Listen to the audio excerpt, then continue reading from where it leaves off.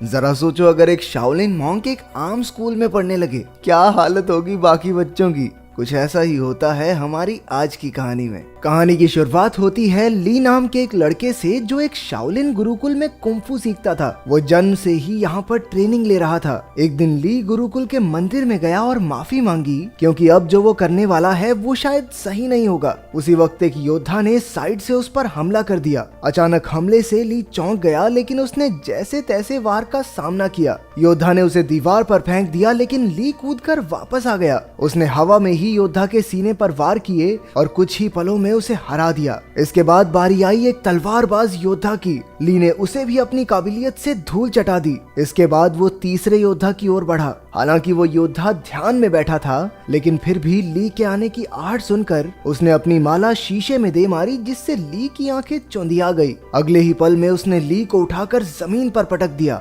योद्धा बस जीतने ही वाला था कि ली फिसल कर बच गया और फिर दोनों में जबरदस्त लड़ाई शुरू हो गई। अंत में जीत ली की ही हुई। फिर वो मंदिर में सर झुकाकर बाहर चला गया। गुरुकुल के टीचर ने उसे बताया कि परीक्षा में उसने सबसे ज्यादा हुनर दिखाया है, इसलिए उसे शहर के नए स्कूल में जाने का मौका मिलेगा। शहर में वो 3 लोगों के परिवार के साथ रहेगा, जिसमें 2 बच्चे और एक उनका पिता है। वो आदमी दरअसल एक साइंटिस्ट है जो गुरुकुल के टीचर को जानता था। इसके बाद ली नए शहर की ओर रवाना हो गया। नए स्कूल में एक 15 साल का लड़का फैंग था, जो टाइकोंडो का खिलाड़ी था। उसकी छोटी बहन शैन शैन अपने भाई से बेहद प्यार करती थी। स्कूल के टाइकोंडो क्लब को लैन संभालती थी। वो फैंग के मुकाबले देखकर उसे उसकी कमियां बताती थी, ताकि वो और बेहतर हो सके। लैन का भाई तो एक नंबर का पेटू था। उसे हर वक्त खाने के सिवा कुछ नहीं सूझता था। वो चारों अच्छे दोस्त थे और आसपास ही रहते थे। दरअसल ली लैन के घर ही रहने आने वाला था। उनके पिता डॉक्टर हैन कड़ी मेहनत से काम में जुटे थे।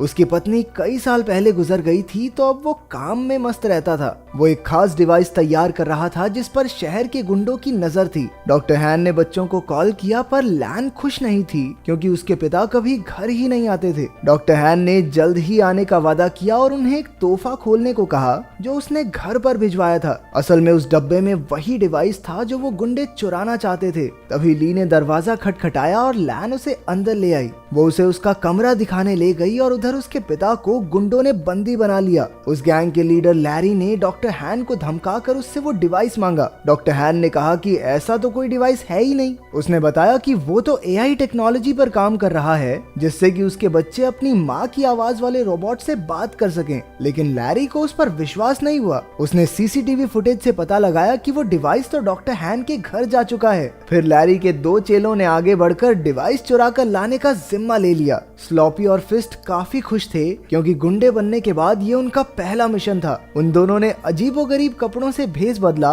और लैन के घर के बाहर जाकर खड़े हो गए। उनमें से एक ने रात को अंदर घुसने का फैसला किया, लेकिन फिर दूसरा कहने लगा कि बच्चों ने स्कूल चले ही जाना है, दिन में चुरा लेंगे भाई, क्या हो गया। घर में ली नए शहर के तौर तरीके सीख रहा था। उसने लैन को टाइकोंडो मैच देखते हुए देखा, तो उसे भी ये खेल दिलचस्प लगा। रात को जब वो ध्यान में बैठा, तो यू की वीडियो गेम की वजह से उन दोनों में बहस छिड़ गई। लेकिन जल्द ही दोनों मिलकर वीडियो गेम का मजा उठाने लगे। उधर लैन ने अपने कमरे में जब वो तोहफे का डिब्बा खोला, तो उसमें एक पांडा की चेन निकली। वो नहीं जानती थी कि दरअसल ये पांडा वो पेन ड्राइव है, जिसके पीछे वो गुंडे कब से पड़े हैं। जब लैन ने बटन दबाया, तो पांडा ने उसे पासवर्ड रखने को कहा। तभी लैन ने कहा कि कैसा पासवर्ड, और अनजाने में यही पासवर्ड सेट हो गया। फिर पांडा को ऑन करने पर उसे पता चला कि उसमें उसकी माँ की आर्टिफिशियल इंटेलिजेंस वाली आवाज है। अगली सुबह ली यू और लैन के साथ स्कूल के पहले दिन के लिए निकल पड़ा। उन दोनों गुंडों ने बच्चों को बाहर जाते देखा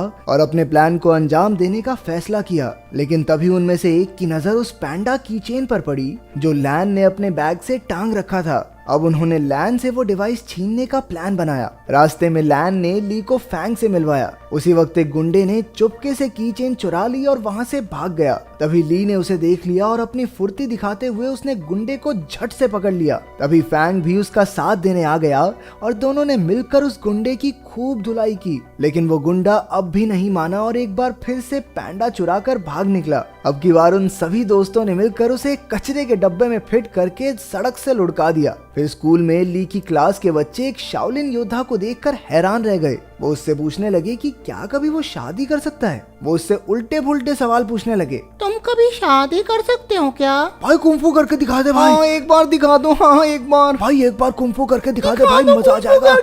आखिरकार टीचर ने उन्हें शांत करके कहा कि ये सब खेलने के पीरियड में करना। खेलने के पीरियड में उनके कोच ने बताया कि अगले महीने उनकी चुस्ती फुर्ती की जांच होगी और जो कोई इसमें पास नहीं होगा वो अगली क्लास में नहीं जा सकता। ये सुनते ही यू की हालत पतली हो गई क्योंकि वो बहुत मोटा था। भगवान जानता है भाई साहब कितनी मुश्किल से चलते थे। फिर कोच ने सबसे 100 मीटर की दौड़ लगवाई। ली ने तो समय से पहले ही 2 चक्कर पूरे कर लिए, जबकि बाकी बच्चे अभी पहले चक्कर में ही थे। इसके बाद उन्हें पुशअप्स करने के लिए कहा गया, जिसमें अपना ली पहले से ही माहिर था। उसने 100 से भी ज्यादा पुशअप्स किए और बाकी बच्चों से तो 2 भी नहीं हुए। बाद में तो उसने एक हाथ से पुशअप्स करने शुरू कर दिए। उसकी काबिलियत देखकर सभी बच्चे कूदने लगे। फिर बारी आई ऊंची छलांग लगाने की। ये तो ली के बाएं हाथ का खेल था। बेचारा यू तो मुंह के बल नीचे गिर पड़ा। वहाँ डॉक्टर हान की लैब में लैरी ने उन्हें कुर्सी से बांध रखा था और उसे गोल्फ बॉल से पीट पीट कर परेशान कर रहा था। रात को वो दोनों गुंडे मौका देखकर लैन के घर में घुस आए।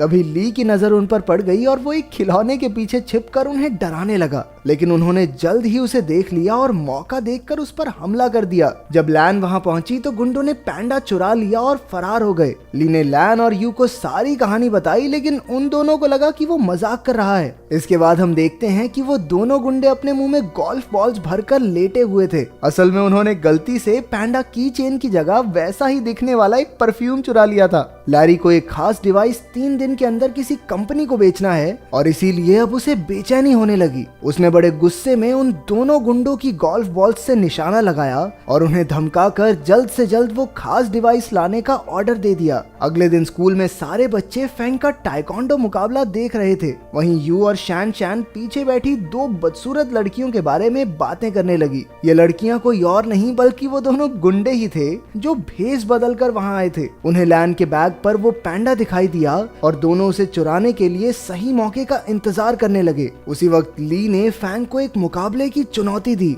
इस मजेदार मुकाबले को देखने के लिए सभी बच्चे भागकर आगे चले गए। अब सही मौका देखकर गुंडों ने बैग से पैंडा चुराने की कोशिश की, लेकिन इस चक्कर में उनके नकली बाल वहीं फंस गए। उधर मुकाबले में फैंग और ली में जबरदस्त टक्कर हो रही थी। दोनों ही एक दूसरे पर भारी पड़ रहे थे। आखिरकार दोनों ने एक दूसरे को ना मारने का फैसला किया और मुकाबला खत्म हुआ। उसी वक्त सबने पीछे मुड़कर उन दोनों गुंडों को पहचान लिया। बच्चों ने मिलकर उन पर हमला बोल दिया, लेकिन इस बार वो एक बच्ची को मारने की धमकी देकर पैंडा डिवाइस लेकर भाग गए। फिर बच्चे मिलकर प्रिंसिपल के पास गए और पुलिस को बुलाकर सारा माजरा समझाया। वहीं ली खुद को इस सब का जिम्मेदार समझ रहा था, क्योंकि अगर उसने फैंग को चुनौती नहीं दी होती तो लैन अपने बैग से दूर ही न जाती। लेकिन बाकी बच्चों ने उसे दिलासा दिया कि ऐसा नहीं सोचना चाहिए। आखिरकार लैरी के हाथ वो डिवाइस लग गया और उसके जरिए उसने कंप्यूटर पर एक प्रोग्राम चलाया, लेकिन उसे इस्तेमाल करने के लिए पासवर्ड की जरूरत थी, ये वो नहीं जानता था। उसने कुछ प्रोग्रामर्स को बुलाकर लॉक खोलने के लिए कहा,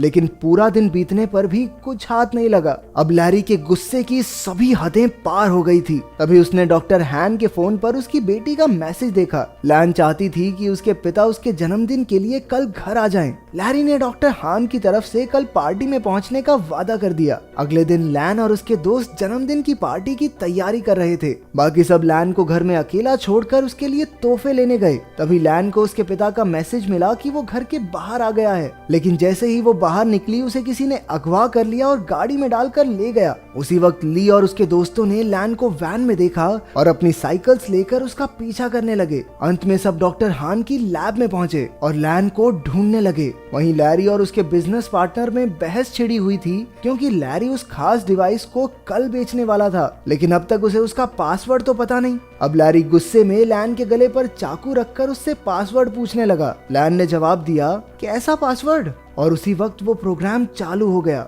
बाहर शुरुआत वाले दोनों गुंडे अड्डे की रखवाली कर रहे थे। ली और फैंग ने उन पर हमला करके उन्हें कुछ ही पलों में चित कर दिया, लेकिन इसके बाद उनका सामना हुआ लैरी के आदमी ब्रैडली से। वो भी एक खतरनाक फाइटर था, इसलिए ली और फैंग मिलकर भी उसे हरा नहीं पा रहे थे। अंदर लैब में लैरी की डील पक्की होने ही वाली थी कि उसी वक्त यू ने आकर चुपके से अपनी बहन और पिता को रिहा कर दिया। ली ने भी वहां पहुंचकर गुंडों का मुकाबला किया। उसी वक्त लैरी पेन ड्राइव वाला बैग लेकर बाहर की ओर भागा, लेकिन डॉक्टर हान, यू और लैन ने मिलकर उसकी धुलाई कर दी। ली एक बार फिर से ब्रैडली के साथ मुकाबला करने में फैंग का साथ देने पहुंच गया। आखिरकार वो दोनों मिलकर उसे हराने में कामयाब हो गए। अंत में पुलिस भी वहां पहुंच गई और सारे गुंडों को पकड़ लिया। बाद में ली और यू को उनकी बहादुरी के लिए प्रिंसिपल ने मेडल दिए। अगर वीडियो पसंद आई तो लाइक कर देना, चैनल को सब्सक्राइब कर देना। मिलते हैं अगली वीडियो में।